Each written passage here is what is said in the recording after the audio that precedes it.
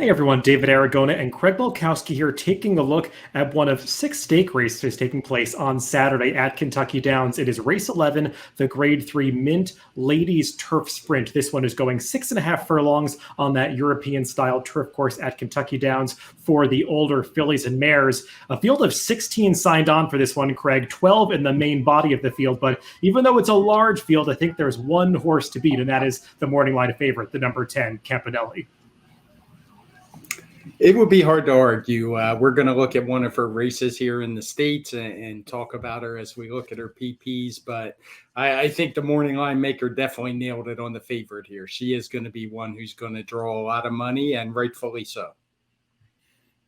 As I said, the main body of the field does end with LZ. The number 13 through 16 are on the also eligible list. I guess maybe pay attention if the number 14 Honey Pants draws in, just given the pace scenario in this race. She's one that might fit the race flow. And speaking of pace, Craig, let's take a look at the Time Form US pace projector to see where the number 10 Campanelli is placed and how this pace could shape up. And it does seem like there are two clear early leaders, the number 5 Creative Credit and the number 12 LZ. They both do their best running on the front end. They do, and we're going to see both of their PPs. I don't think it'll be any surprise that those two are shown up front. I do think Creative Credits and definitely is in better form right now than LZ has shown recently. But even when she hasn't run her best races, she's still been a pace factor. And you do see that red bar indicating the fast pace in this race. That seems like it's in the realm of possibility, given the presence of those two speeds, as well as some others that want to be forwardly placed, like the number 1 Bay Storm, who has shown front running speed at different times in the past. That could help some closers, Craig, though it's unclear how many true deep closers there are in this race. Actually, the number 3 Jouster is the one that showed all the way at the back of the pack on the pace projector, and she's not exactly a deep closer herself. So I think some of these horses that want to come from off the pace have to be careful not to get too far back in this large field. I agree. And surprisingly, the races I've seen so far at Kentucky Downs, speed has been not only fine, I would say a little better than it usually is there. There's a conception out there, and a lot of times it's correct, that speed is bad, but that hasn't really been the case so far at Kentucky Downs. Well, we were just talking about that morning line favorite, Campanelli, and let's take a look at one of her recent races, actually the Giants Causeway Stakes, right before she made her trip to Royal Ascot. That is her in those yellow Stone Street silks ranging up on the outside, but there are some others that are also exiting this race.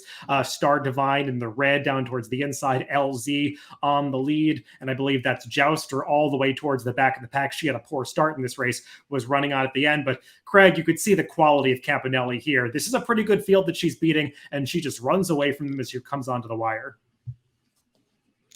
She does, and she's a filly who's been pretty versatile. We've seen her lead overseas, like we did at Ascot this year. But on this day, she came from off the pace. She's done that in the past in the state. She's not one of those speed crazy kind of turf sprinters that sometimes we see from Wesley Ward. She's certainly fast, but she's also adaptable to the pace scenario. And as you can see, she ran a 120 speed figure that day in her first start as a 4-year-old, and then backed it up with a 121 time form rating when beaten under a length at Royal Ascot. So obviously she's the horse to beat. We're going to look at several fillies in this field, but those 2 speed figures we see at the top of her PPs aren't going to be matched. Yeah, and I think it's important to highlight that Giants Causeway at Keeneland, because previous to that, a lot of her top performances had come over in Europe. It seemed like she had really been at her peak in some of those Royal Ascot tries, particularly back in 2021 when she was put up by disqualification in the Group 1 Commonwealth Cup. But it was nice to see her show that form on U.S. soil in that Giants Causeway. And that Platinum Jubilee, where she was third last time, Craig, that was a pretty good effort. She was right there all the way down the stretch and just got past at the end to lose by almost 3/4 of a length, but no disgrace losing a Group 1 in Europe by that narrow a margin. Craig, I know that there is a formulator factor, Wesley Ward, that you wanted to talk about how he does with favorites at Kentucky Downs. Yeah, nobody likes to go against favorites as much as I do. Maybe there's some that like it as much, but not more. But I just wanted people to be aware. Wesley Ward is dangerous at Kentucky Downs. It seems like he has a lot of speed horses, but when he brings them in, they are well meant. His stats when they're not the favorites are just fine. But when he sends out a horse that is favored at Kentucky Downs like Campanelli, he's going to be 10 for 24, 42% with a 2.35 ROI. So he doesn't send them out if they're not ready to go. Yeah, and you can find multiple positive stats for Campanelli in this race. I was just looking at Wesley Ward with foreign shippers, and as you know, if you follow Wesley Ward, most of his foreign shippers are horses that are coming back from the Royal Ascot meet after having previously run in the US, and he just has great stats with that across the board, even with horses that are a little bit older, 3-year-old and up, because he does send so many 2-year-olds over to Royal Ascot. So I think we're both in agreement that Campanelli looks pretty tough in this race. Let's take a look at some of the horses that finished behind her, though, in that Giants Causeway. One of those is Star Divine, who's going out for the Jorge Abreu barn. And Craig, she's a pretty consistent filly. There's not a whole lot to knock about her form. She's just been beaten by Campanelli or so soundly in that Giants Causeway. And since then, she hasn't really moved forward second and third off the layoff.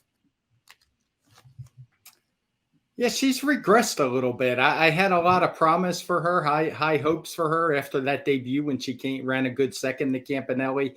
But she just kind of keeps running the same races she ran in that return, even regressing speed figure wise. Maybe the pace had a little something to do with that in the Caress when Robin Sparkles was allowed to set a really slow, easy pace in that one, and she just couldn't make up the ground. But I would have liked to seen a little more advancement from her as a 4-year-old. Yeah, I still think that she has some talent, and I don't mind the 6.5 furlongs for her because she has successfully stretched out a little bit in the past, particularly when she was a younger horse. So I think she's somewhat interesting here if she does get let go at a price. Another horse that participated in that Giants Causeway is the number 3 Jouster. She's that horse in that replay that was all the way at the back of the pack at the top of the stretch, and that's because she broke slowly that day, actually ran deceptively well in what was her first ever turf sprint try. Craig, she came back with an improved effort in the Intercontinental, and since then they've just gone longer with her. Yeah, I think she disappointed a little bit when she sprinted, to be honest. And to me, I think she's lost a little bit of her speed. And by that, I mean her early speed. She's been fine, but she's still running basically the same speed figure she did very early in her career. Maybe the sprint, the 6.5 furlongs at Kentucky Downs would be considered almost like a mile race, not quite as long, but they do have a really long run up for these races. So it's probably a 7 furlong at least when you consider the undulations of the course. I don't really think this is a true like 6.5. It's definitely on the 7.5. So maybe it would fit her better, but I have concerns at a horse who's, I think, second or third choice on the morning line, that she just hasn't really ever progressed. And now she seems to have lost most of that early speed, that brilliance we saw early on. Though having lost that early speed might not be such a bad thing in this ladies' turf sprint with so much speed signed on. And she is going to have to come from off the pace kind of like she did in that Intercontinental when she got up for third, albeit with a pretty good trip that day because she was saving ground for much of her trip. Came back with what I thought was a decent effort in the perfect sting. And I think they just overrated her last time in that De La Rose. The pace was slow and they just seemed intent on not making the front end with her, which seemed like a mistake just given the fact that she had been successful with front-running tactics in the past. So I'm not going to be surprised when Jouster is able to rebound a little bit on the turn back. And she does have Joel Rosario on her back, and he is known as one of the best turf sprint riders in the country. And he's also been known to work some magic at Kentucky Downs in the past. Let's take a look at another race that some of these are coming out of. Actually, 5 runners exiting the Ellis Park Distaff Turf Sprint. That horse on the lead is Creative Credit, and in behind her are runners like LZ, who we also saw in the Giants Causeway, Brooke Marie, Toby's Heart, In Good Spirits. But this day, Craig, Creative Credit just ran them off their feet, and a horse that had previously been competing in some weaker races was able to step up in class here. She's just been a win machine lately. I'll note that it lists there's a trainer change, but it's just back to a barn that has had her before. These two seem to go back and forth, so I guess it just depends where she runs. But she certainly runs some good speed figures. She's fast. It's not that she hasn't outrun a fast horse, because the last 2 times out, she's outrun LZ early in the race and done just fine doing so. And I think she's going to be dangerous if she can outrun that one again early. Whether that's the case or not, maybe some others would pressure her. I know you mentioned Bay Storm, but I don't want to knock this horse too much at a price because she's just in really good form, has the second best speed figure last out with that 117. And I don't want to underrate her too much just because she had been running at some lesser tracks. She's done just fine when she did just fine when she shipped into Ellis Park and faced some of the more better known filly and mare sprinters. Yeah, I think the biggest question for Creative Credit is going to be that 6.5 furlong distance, because she really does seem like that quintessential 5 furlong to 5.5 furlong turf sprinter. She just blasts out of the starting gate, is basically on go for the entire race, showing that high speed. It's tougher to carry that going the 6.5 furlongs than it is the 5 furlongs, especially at a track like Kentucky Downs. So we'll see how she does, but she's probably going to be leading the pack early, along with the number 12, LZ, Craig, another horse that was coming out of that distaff turf sprint at Ellis Park. She was unable to get in front of Creative Credit that day. And if the same plays out here, it's hard to see the path to victory for LZ. Right. And she couldn't do it at Indiana, Horseshoe Indianapolis either.